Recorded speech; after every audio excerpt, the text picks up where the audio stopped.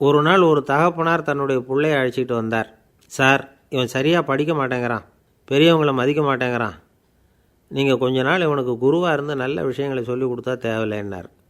பெரியவங்களையும் மதிக்காதவன் எப்படி என்ன மதிக்க போகிறான் அப்படிங்கிறது நமக்கு யோசனை வரும் இல்லையா? வேணாங்க, என்னை விட்டுருங்க அப்படின்னோம். அவர் விட மாட்டேன்னு விட்டார். இல்லைன்னா அவரே சிஷ்யன் ஆகிடுவார் போல இருந்தது. சரி, வேறு வழி இல்லாமல் அந்த பையனையே என்னுடைய சீடனை ஏற்றுக்கிட்டு உபதேசமெல்லாம் பண்ண ஆரம்பித்தோம். அதாவது குரு பக்தின்னா அது எப்படி இருக்கணுங்கிறத பற்றி சொல்லி கொடுத்தோம் அவனுக்கு. சதமகர் அப்படின்னு ஒரு குரு இருந்தார். அவருக்கு ஒரு சீடர். அவன் பேர் துளசி சைதன்யன், நைஷ்டிக பிரம்மச்சாரி. தன்னுடைய குருவுக்கு எந்த நேரத்தில் எது தேவைங்கிறத புரிஞ்சுக்கிட்டு சேவை செய்கிறவன். ஆனால் இவனை பற்றி மற்ற சீடர்களுக்கு பொறாமல் வந்துட்டுது. இவன் மட்டும் இப்படி இருக்கானேன்னு உடனே குருக்கிட்ட போய் கோல் மூட்டினாங்க. அவன் சரியில்லை, அவன் நடந்துக்கிறது சரியில்லை, அப்படி இப்படின்னு எதையாவது சொல்லி. இருந்தாலும் இதையெல்லாம் அந்த குரு நம்பலை. அவருக்கு தெரியும் யார் யார் எப்படின்னு. துளசி சைதன்யன் பெருமையை மற்ற சீடர்களுக்கு உணர்த்தணும் அப்படின்னு நினச்சார். அதுக்கு ஒரு வழி பண்ணார்.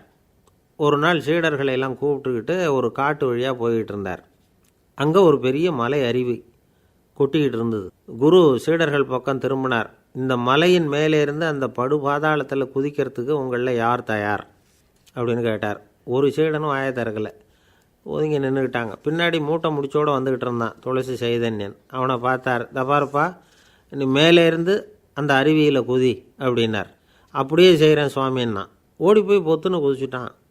அடுத்த கணமே குருநாதர் தன்னுடைய யோக சக்தியால் பறந்து போய் அவன் கீழே விழுந்துடாமல் தாங்கி பிடிச்சி கொண்டுக்கிட்டு வந்துட்டார். மற்ற சீடர்களுக்கெல்லாம் ஒரு மாதிரி ஆயிட்டுது. அடுத்தபடியாக என்ன பண்ணலாம்னு யோசித்தாங்க இவனை மாட்டி விடுறதுக்கு. ஒரு நாள் வெத்தலை அடிக்கிற ஒரு சின்ன உரலையும் உலக்கையையும் எடுத்து ஒளிய வச்சுட்டாங்க. சதமகர் சன்னியாசி இல்லை, அவர் வெத்தலை போடுவார். பல்லு சரியில்லை, அதனால் இடித்து தான் வெத்தலையை போடணும். திடீர்னு வெத்தலை பாக்கு கேட்டார். வழக்கமாக உரலில் இடித்து தர்றது தான் துளசியின் பழக்கம். உரலை தேடினா கிடைக்கல, என்ன பண்ணுறது? குரு கேட்டுவிட்டாரே, குரு சேவை தானே முக்கியம். என்ன பண்ணால் வெத்தலை பாக்க தன்னுடைய வாயில் போட்டு முன்னும் அதை எடுத்து அவர்கிட்ட கொடுத்துட்டான். குரு எதையோ படிச்சுக்கிட்டே அதை வாங்கி வாயில் போட்டுக்கிட்டார். துளசி இன்றைக்கி தாம்பூலம் நல்லா இடிக்கப்பட்டிருக்கு, ருசியாக வேறு இருக்குது, அதை இடித்த பாத்திரத்தை என் கண்ணால் பார்க்கணும்னு ஆசையாக இருக்குன்னு விட்டார்.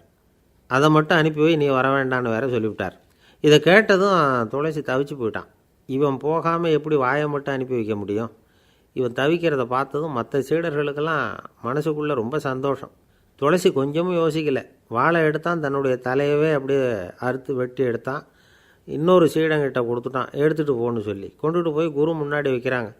அந்த தலையில் வாய் திறந்துருக்கு, வெத்தலை போட்டு முன்னு இருந்தது, தெரிஞ்சு போச்சு, சிவப்பாக இருந்தது.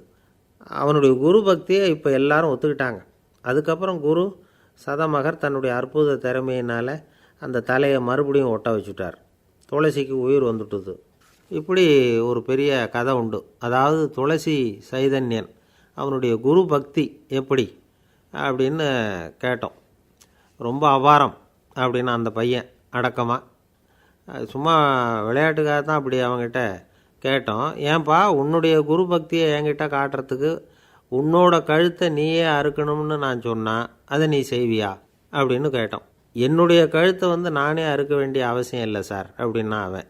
ஏண்டான்னு, அதே காரியத்தை தான் இனிமேல் நீங்கள் தினமும் செய்ய போகிறீங்களே சார் அப்படிங்கிறான்.